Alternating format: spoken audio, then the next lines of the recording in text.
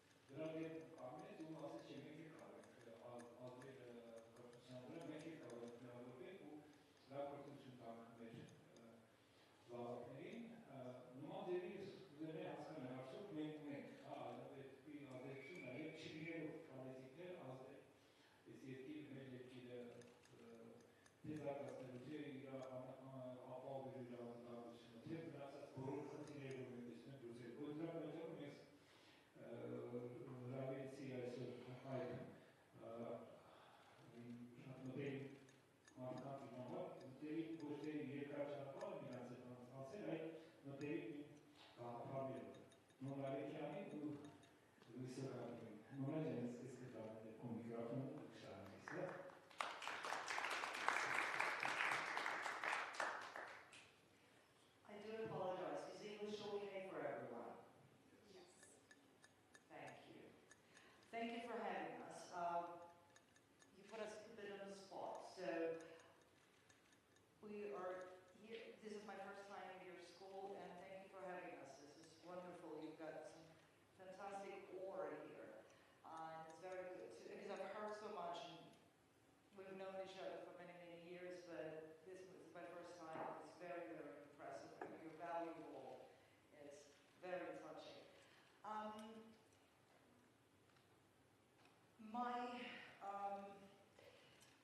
I think we all remember how we felt on the 27th of September 2020.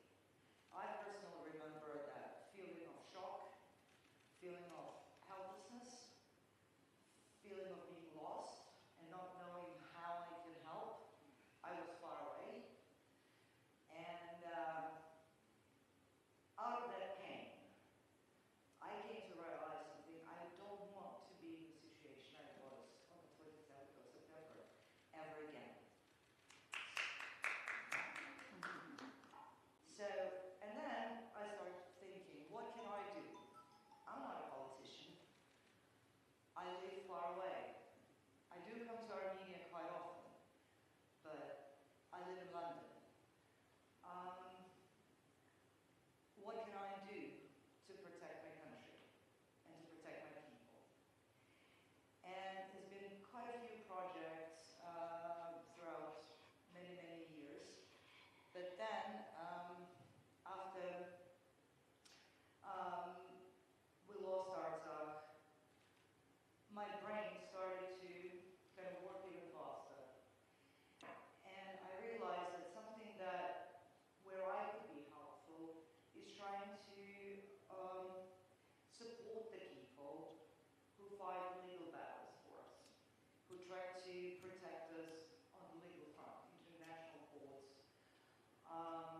etc. And this is how I came to know Luis Moreno Ocampo, and we just kind of, throughout this year, we were constantly looking for the things we can do as a civil society to protect ourselves, not to feel helpless, not to rely on someone else to protect us. So that's how the idea came, and I'll let Luis Moreno Ocampo tell you a little bit what we've managed to achieve, and you've probably, some of you heard, and we're just starting. So, and I think we have an untapped potential to take us much, much further in a very short period of time. Thank you. Luis, over to you. Okay. Yeah, you've got yours.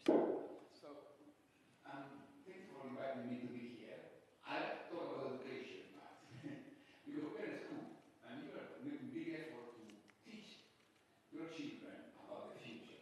And I see your innovation, how you're doing robots, how you're doing labs. And I was thinking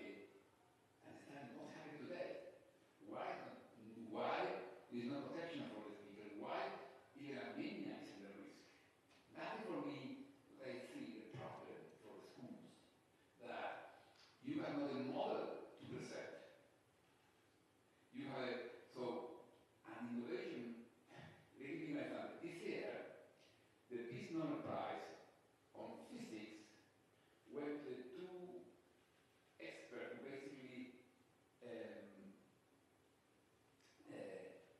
create the basic idea for algorithm, no? The idea of the neural networks. And the Nobel Prize for economy went to three guys who worked on institutional development. Economic was about institutional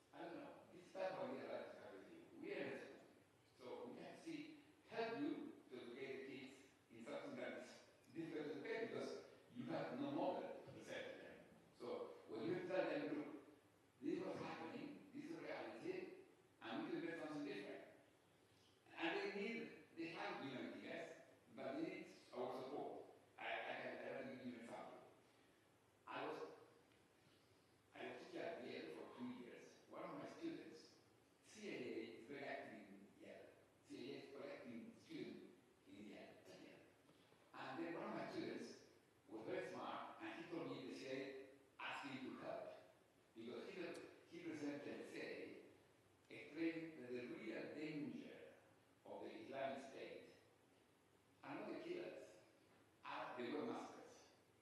Because the webmasters are those attracting actually Muslim kids around the world. And so the CIA asked me to propose a plan. And I said, oh, it's great. I'm really well, I explained the problem and I suggest a solution. And I was okay, it's a great big kid. What would be the innovative solution? And the kid said, well, I'm going to kill the webmaster now. So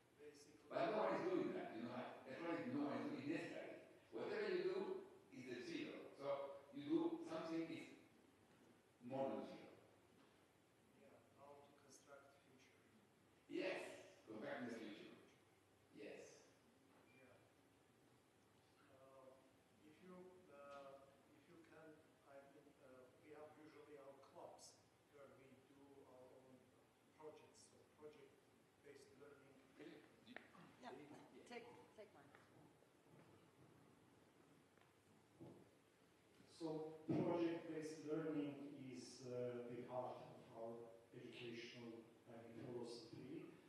And we do really very interesting projects in various fields, in robotics, in IT technologies, in arts, humanities, etc. But definitely it would be very interesting to have projects towards the future, some futuristic, for project how to construct, how to come some, systematic solutions for the future. And I know that you are a very busy man, but if you can, be some kind of head of a project here in school, definitely we could gather local specialists and also students, and maybe we can do some very interesting project here at our school. Are you offering me a job? Yes. Yeah, I can yes. Look, I am working, I spent 2 years after I finished my job at that. One of the problems with the education is, in particular the university, we fragment knowledge. When I say, when I spent 2 years, 6 years at Harvard, and I was so frustrated that at the end of my 6 years, I found myself in the lecture telling them night. When I was a prosecutor, it's like cooking. So, my Rafi case came to my office. I had to design crimes committed, how to provide security for my witness, how to get witness, what is my budget, what human resources I have, who is politically supporting me, who's against me. So how to communicate that? All these were the elements of my cooking. And I was saying, okay, coming to Harvard, I will learn to cook better. But Harvard does not teach cooking. They teach potatoes. So there are 5 professors of potatoes discussing between them. Eat potato, yellow, ochre, white. And if I say, guys, I'm learning how to boil the potato and the shrimp. How to boil them together? Oh, no, Luis, no. Shrimp is not part of our discipline. That's what they said. And therefore, and this is a metaphor, but it's based on a real story. I have a friend of mine, Stephen Krasner, who's the head of the International Relations School at Stanford University. And I remember in 2015, we had a conversation at the conference. He said, Luis, I don't understand what you say, because you're the lawyer, we're talking about law. And we are in international relations people who focus on power. Law is not part of our discipline. In fact, we suggest to ignore the law. I said, but still, you have a problem, because I understand power is important, but law creates power. When they create the position of the chief prosecutor of the ICC, they really need the power to indict 120 head of states. Imagine the power of the city. So, if you don't understand law, you don't understand power. And he said, Luis, you have a problem. Law is not part of my discipline. Professors tend to focus and fight to protect the borders. And that's why, therefore, I like to accept your offer. But therefore, should be how to invent a group who's doing interdiscipline and to add something. I was part of the American attack. I accepted an offer from São Paulo University, the biggest university in Brazil. And they gave me a position to lead a massive project called Global Order. So I can help you from there. Because from there, for instance, I work with a physicist, and it's a quantum physicist, who is using he explained to me, physics today is not about just of object. It's any complex system could be evaluated on physics. And so we're trying to do the physics to understand global order. So this is a very theoretical approach, but we can see how to combine with your effort. So long answer is yes. Thank you. I'm a theoretical physicist from quantum theory, so I agree with you. Yeah, quantum physics speaks about the holistic solutions. Yes. That everything is connected. Yes. Everything is connected, and you cannot take just one part and explain that part. out the general, the whole understanding of the whole system. Yeah, but that's why I imagine that idea is so powerful. My friends, my friends think it's saying the opposite. No. That's not a part of my agenda. Yes, and that is exactly. But it's so crazy. To give another example, because I have to show you the problem of the academic world. This professor from Georgia University, in Moscow, who wrote a book about SEC, recommended by Oxford University Press, asked him to write a book on the biographies. So he told me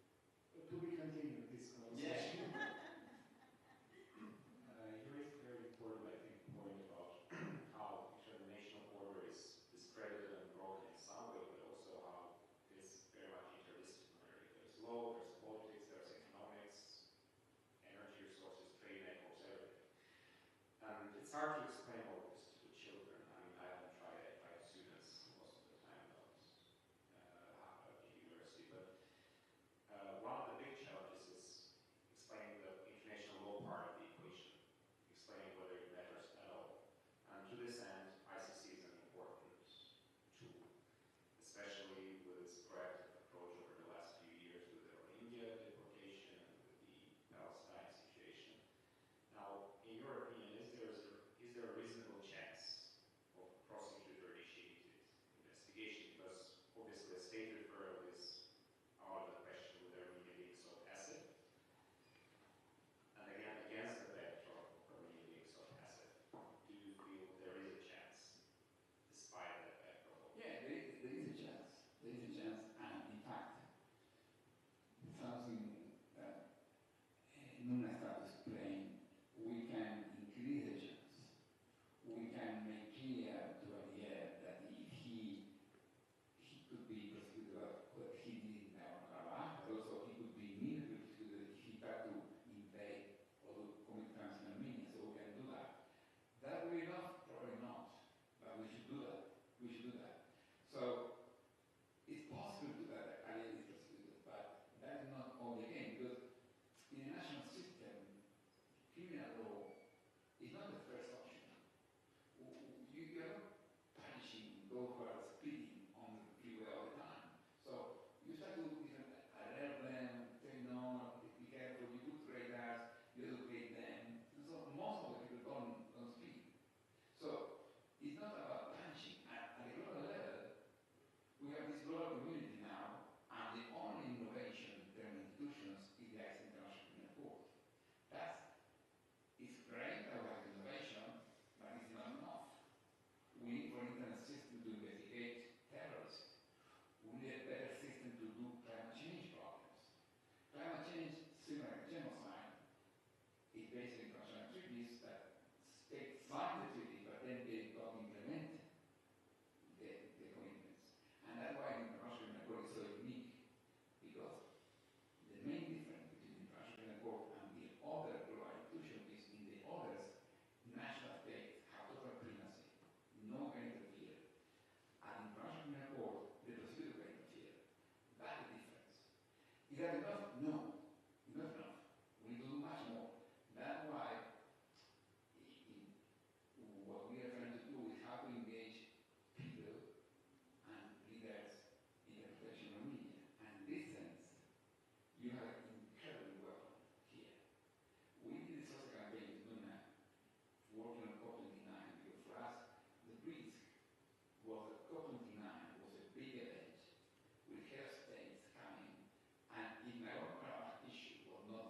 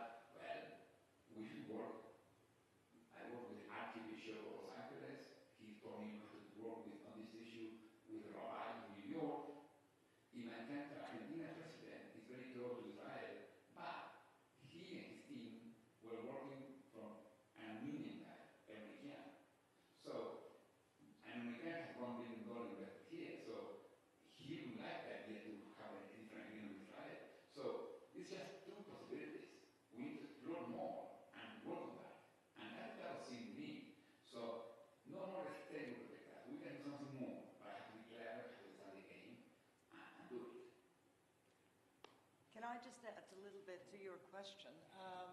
If I may, just giving you a very simple example. We tend to think of ICC as an institute that serves justice, right? There is also another, yes, with all the limitations, right? But there is another way of looking at it. The way, for example, I look at ICC, for me, it's a mechanism of deterrence of the aggression.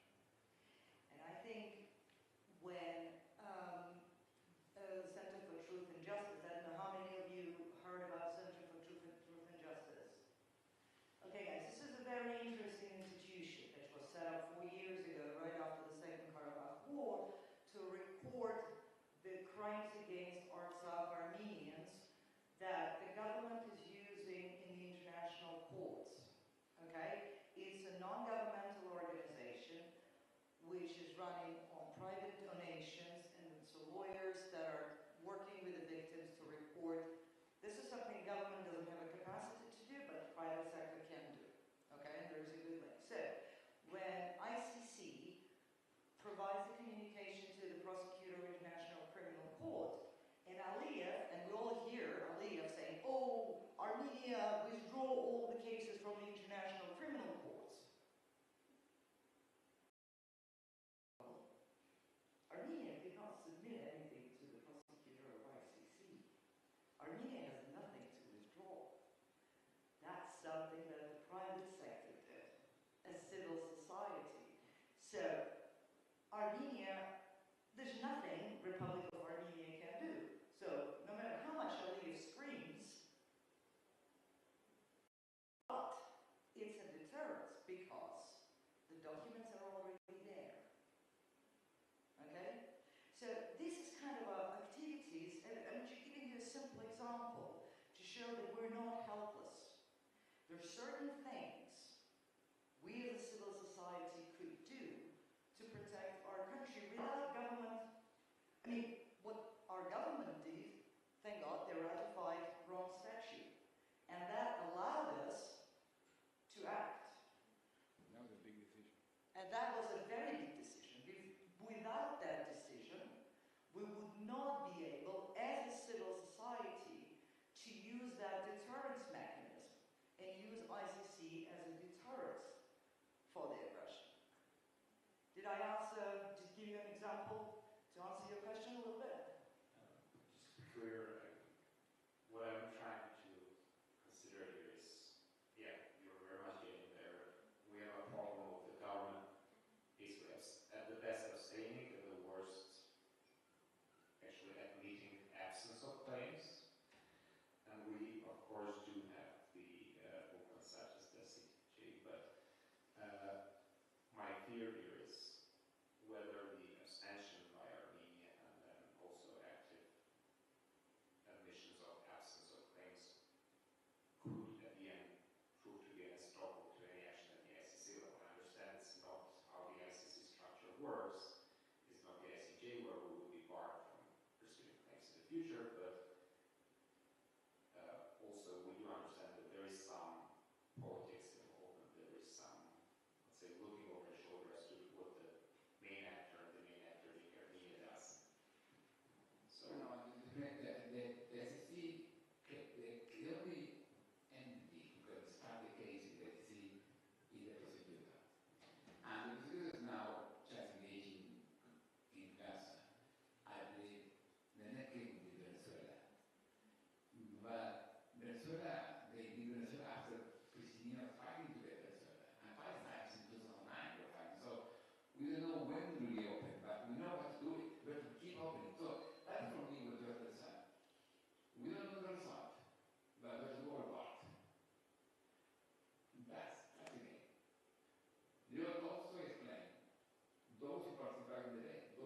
In one of these, we are also saying those who participate in the events define the events. So if we participate in the events, the events will go in this way. If you don't, no. So we don't know the answer, but we know we have to participate in it and do it in the best possible way. That's what we should do. And think creatively what else we can do, not just justice, not just a criminal case. Hi, my question was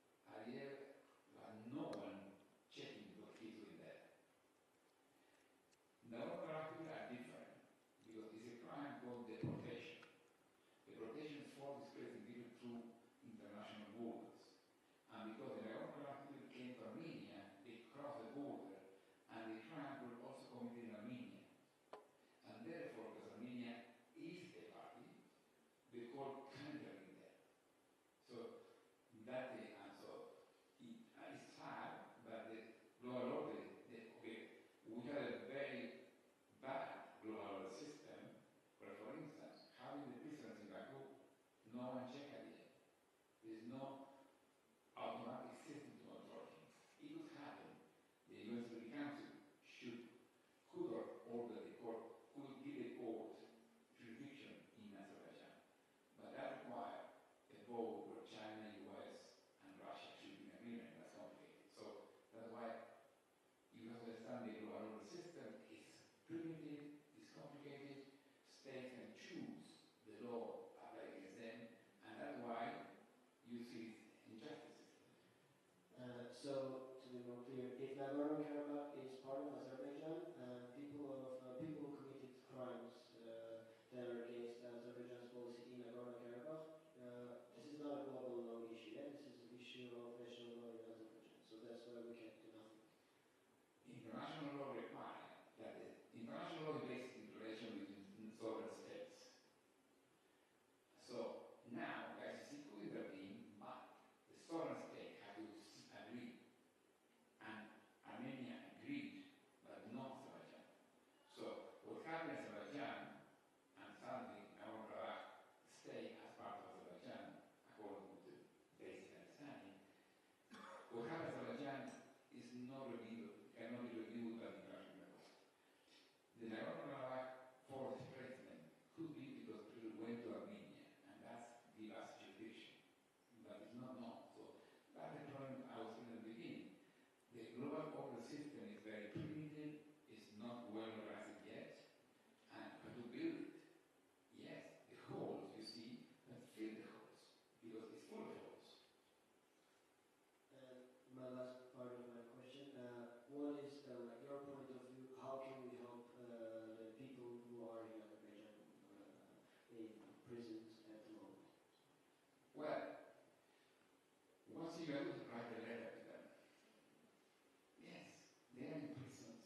They need solidarity. So one thing you can do, write a letter to them. This morning we were with the Catholic cause. We're discussing how to use the Christmas Mass to really focus on the Nagorno-Karabakh people and the prisoners.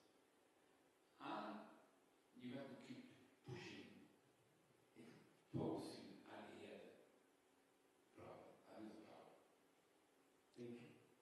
Can I? Yeah, about letters, guys. I know you were very skeptical about letters, writing letters. Am I right? Are you skeptical? No. Right, okay. Let me tell you one thing, okay? What you do and why you do it. At least how I explain it to myself, why it's important. I don't usually write letters. Okay, I sent Christmas postcards, to my neighbors and friends. I bought a very special postcard for a very special man in my life, my mentor, Ruben Bardonian, who is in jail, as you know. I bought a postcard that I actually liked. It had a Winston Churchill and a famous quote of his resilience, and that the light will come to the humanity of the dark days. I wrote to him just the news, saying, Ruben, don't worry, while you're there, we're still carrying on things that you started. I've posted it, the instructions are there on the website, free Armenian hostages. But I don't know if the letter will get there. But what I did, I photocopied it, I put it on my social media with a hashtag, free Armenian hostages. If all of us do the same, put it publicly out there. Post it with a registered mail if you can. From Armenia you can't, but you all have friends abroad, obviously. Creating, that is also putting pressure on Aliyev. The dictators, they love to do their crimes quietly. What we need to make sure that he knows that we have not forgotten about these people. They could throw away these letters. I have very little hope that the letters will get to the hostages. But that doesn't matter. If we make them public, and if everyone else in the world does the same thing, that creates the pressure. Imagine how many postcards they will have to bin. They will get tired. And that will annoy them. And that will give you pleasure.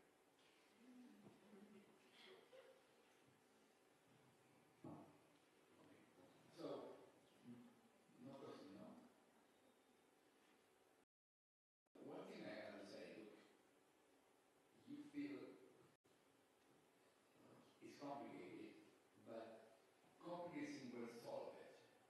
In the 19th century, traffic of slaves was a big industry, huge business. And for some specific reasons, street workers, members of the British Parliament, were able to pass a law in the British Parliament prohibiting slave traffic. They had a huge opposition for the slave owners, but they won because the British majority needed these three parliamentarians to handle. So for some crazy reasons, they won. And after that, they keep pushing and demanding not that the British prohibit traffic of slaves, they had expanded to other countries. And you know who were supporting them? The British slave owners. The same people who owned slaves in UK, and they were against the law prohibiting traffic slaves. They realized, okay, we cannot do slaves, the French can do it, so we cannot compete with the French. Therefore, their eyes to end the traffic slaves include slave owners. And then, economic incentives. The way to do it was provide to different, any captain the right to interfere a ship with slaves. And they go to the port where the Italian courts actually get if they were slaves, the captain who interfered with the ship can get all the cargo. So there were financial incentives. It took 90 years, but this system ended traffic slave. There are still traffic slave, human, but it's illegal. You cannot have a company in the stock. So it's limited. So there are still problems, but it's limited. That's the way the system works. It's not perfect, but you are reducing the problem, basically. So my point is, yes, it's possible to solve problems like genocide in Armenia. Take time. Yes, you understand. Again, not include just Armenians. It could include also Serbian people. We have to think very creatively how to include others to make our group bigger. One category component that you have is this Armenians around the world. You have this Armenian global network that we have to unleash and mobilize and will transform the game. So no one knows what exactly will happen. I know if you do nothing, things will happen. So what we can do is do something, the best we can. And in the meantime, for me it was great. When I was invited to tell Armenians, I met Ruben, I met Nuna, I met great people, I met you now, I got a job now. So you are running and growing and then getting other connections, and you can enjoy this fact. Recognizing you never know how, but single about, I don't know the result, I know the result. That's it. Okay. Yes. Well, I have a very short question on, so what's your inner motivation, to tackle this issue related to Armenians? Well, not being an Armenian. So what's your incentive? Well, I devote big time between my 30 to 40 fighting my country for justice. And my country is messy, but it's not more dictatorship. It's different, not more massive crimes. I moved, then 20 years later, I was appointed chief prosecutor. I spent 9 years working there as crazy. My family was in Buenos Aires, I was in the I was flying to see them each month. So I was doing a big effort, saying, okay, we can repeat the experience Argentina in the global level. But then, the last 2 years, I was so frustrated watching what happened in Syria, what happened in Libya, what happened in Ukraine, then what happened in Gaza and Armenia. And the fact that some friend of mine, and one of my fellow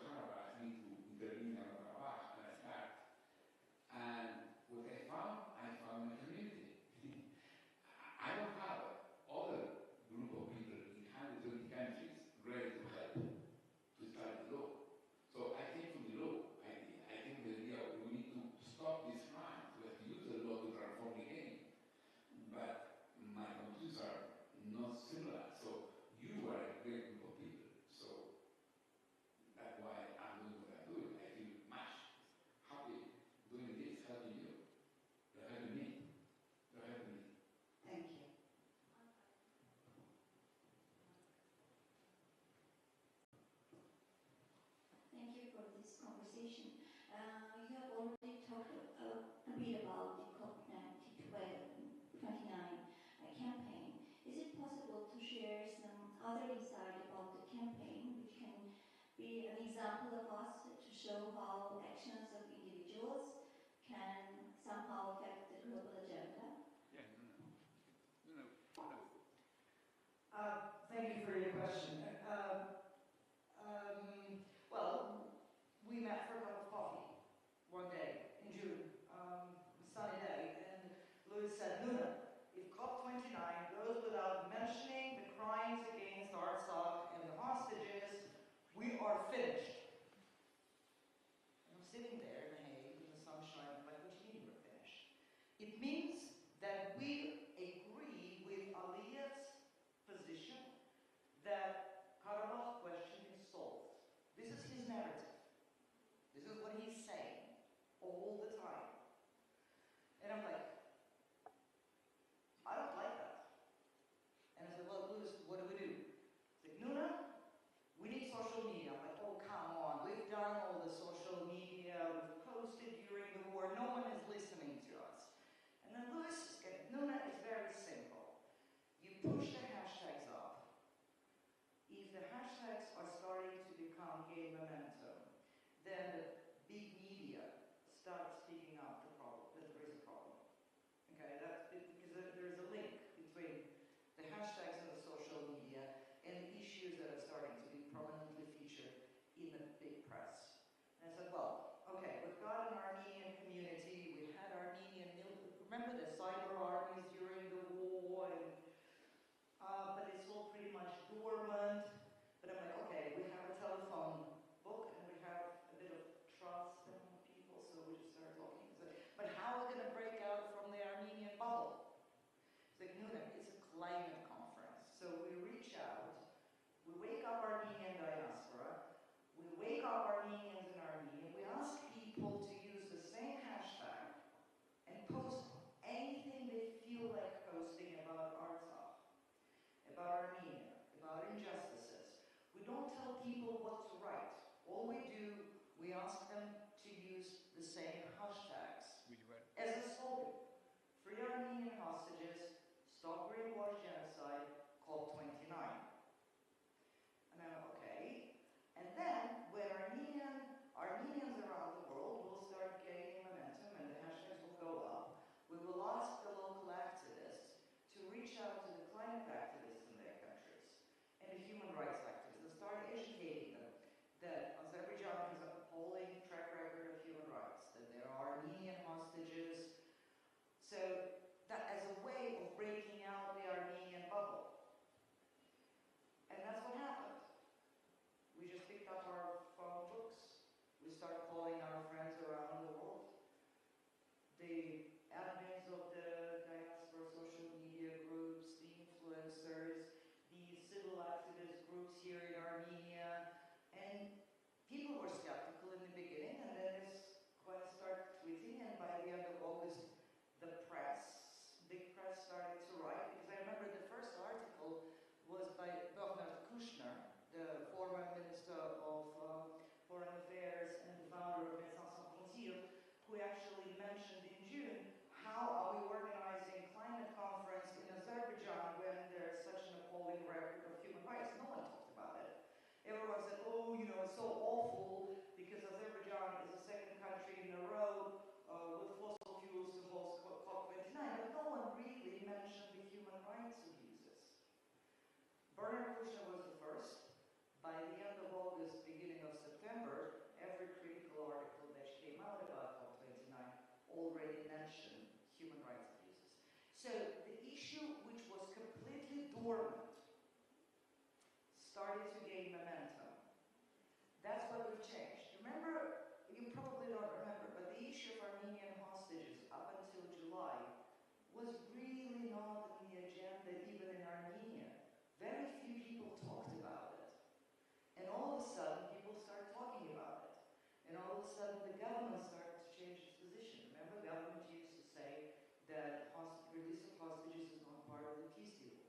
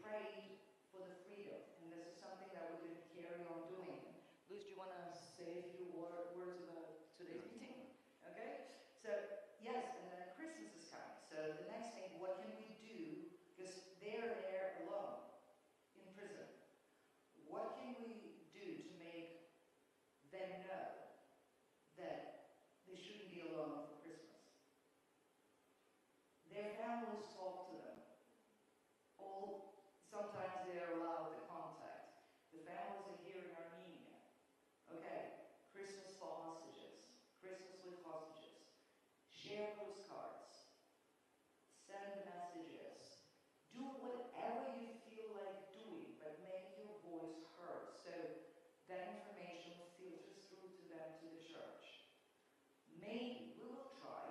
Maybe we can get a Christian priest to visit them for Christmas in church in Baku. We can try.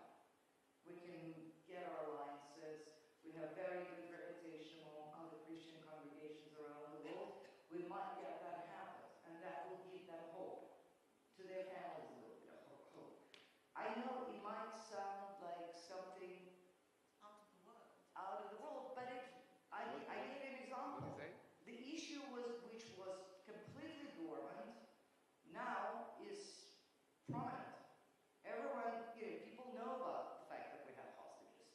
That the people know and write in the world press, that there's been atrocities. Artsakh issue is not solved. No matter what Ali is saying, it's still there. And civil society doesn't. So that gives me hope. We're just starting. We're just learning. And I have to tell you one comment from a few of our activists from around the world. And a lady came up and said, you know what? For the first time, I feel I'm not alone. She's somewhere in Latin America. She felt passionate. She wants to do something to protect Armenia, but she felt alone there. And then she joined the group, and then I'm not alone. And I think that's where we start building that network. But you can't order these people to do things. Okay? They're not your subordinates. They are just people who are passionate about something. And you just join them and say, guys, this is a task. And they start doing, you don't have to tell them what to do. I'm not their boss. This is not their boss. They just do it because they believe that this is important. And as things start changing, slowly, surely, but yeah, they do. Thank you.